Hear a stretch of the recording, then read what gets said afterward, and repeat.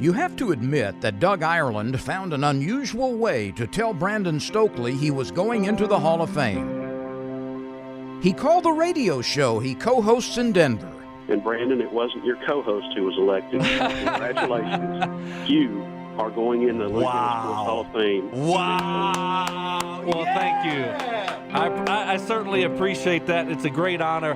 There's been so many great athletes from Louisiana, so to be selected to go into the Louisiana Hall of Fame, certainly humbled and very appreciative of that. And so thank you so much. I really do appreciate it. The son of a coach, Stokley has starred in just about everything, making his mark in high school, in college, and in the NFL. You could easily tell that Brandon was going to be special from the first time he ever set foot on campus. I always tried to go out of my way to try to at least talk to all of the incoming freshmen and so forth, but you could tell he was different. He was mature, and I think a lot of that was probably from being a coach's son, and I think that that's probably something that a lot of people overlook.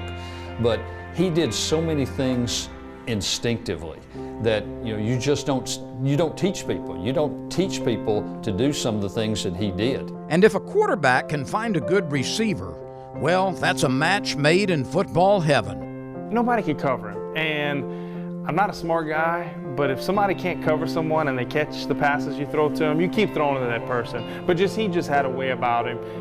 Very trustworthy. You knew where he was going to be, but he was competitive. He wanted to compete. And anybody that wants to compete and they're good, the sky's the limit. He was a guy that could find space in a crowd, and it came easy to him.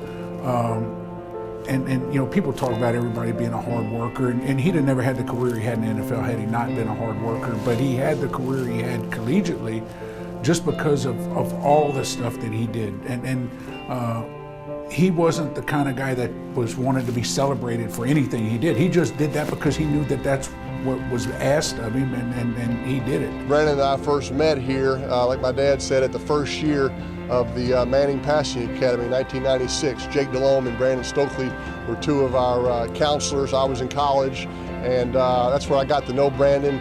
He and I started throwing passes together then in 1996, and I remember I kept thinking, boy, it'd be really fun to play with this guy.